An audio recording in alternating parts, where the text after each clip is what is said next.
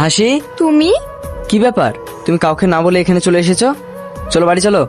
আমার মেয়ে তোর বাড়িতে আর যাবে না, চলে যায় এখান থেকে। কেন যাবে না?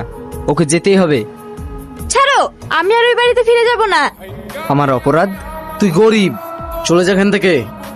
আমি হাসিকে না নিয়ে এখান থেকে যাব না। এই, তোর কানে কথা গেল না?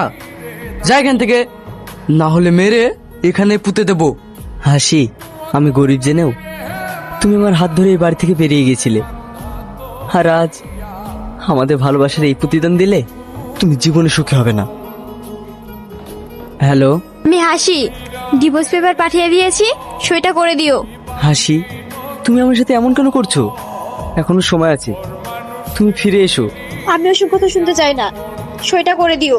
কাঁদিসনি মধু, তোর কপালে যা ছিল তাই হয়েছে। আমি গরিব বলে আজ আমাকে ছেড়ে চলে গেল। আমি একদিন দেখিয়ে দেব মানুষের পরিস্থিতি সবসময় একরকম থাকে না। কি করবি তুই? আমাকে টাকা ইনকাম করতে হবে, অনেক টাকা। সেলিম, তুমি? যাক, চিনতে পেরেছো তাহলে? হ্যাঁ। স্বামী সংসার নিয়ে ভালোই আছো তাহলে? আর ভালো।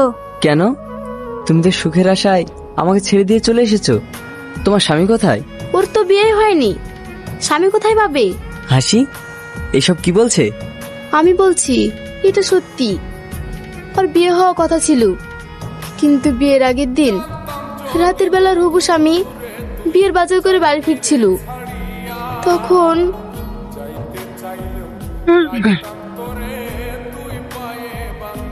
ওই ঘটনার পর হাসি আর অন্য কাউকে বিয়ে করেনি।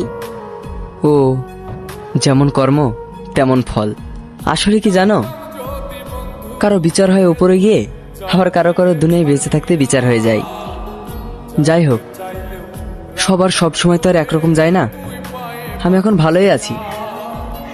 বিদেশে 4 বছর থেকে নিজেকে পরিবর্তন করে বাড়ি ফিরছি। ভালো থেকো, আসছি। মা, অ্যাঙ্কেলটা কে তোমাকে এমন ভাবে কথা বললো?